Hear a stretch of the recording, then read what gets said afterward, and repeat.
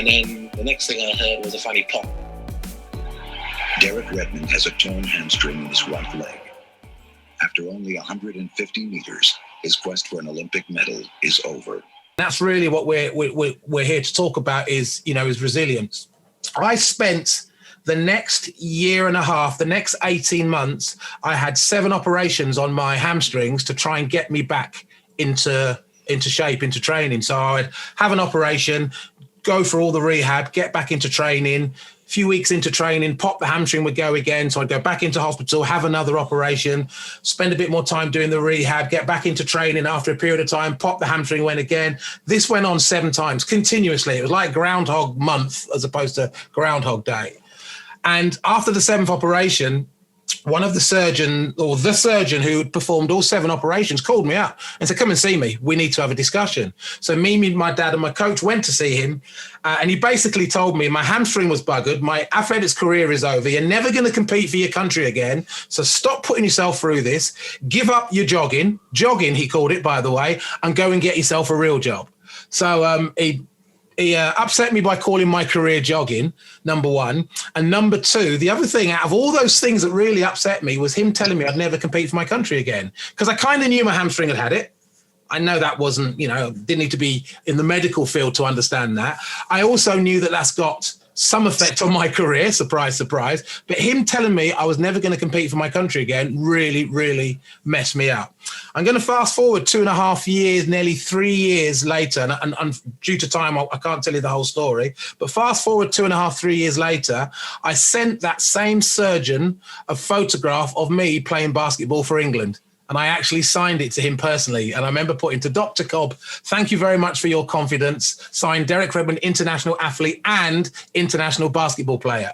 And I sent him that photo because I certainly didn't want to give up on my dreams of being a professional sportsman. So much so that about a month after my first and only basketball international, I quit basketball. I played professionally for Birmingham Bullets. I quit them and I quit playing basketball completely because I had a new goal. And that was to try and really rub his face in it and be the first British person to represent their country in 3 separate sports. We'd had a few that had done it in 2.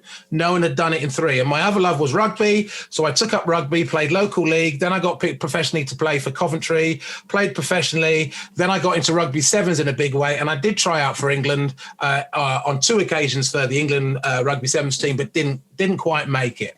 And then my life sort of changed. I got a young family. I retired from professional sport, got into work. Had some success in business. One business went bankrupt, took me down with it, got back up and sort of carried on that side.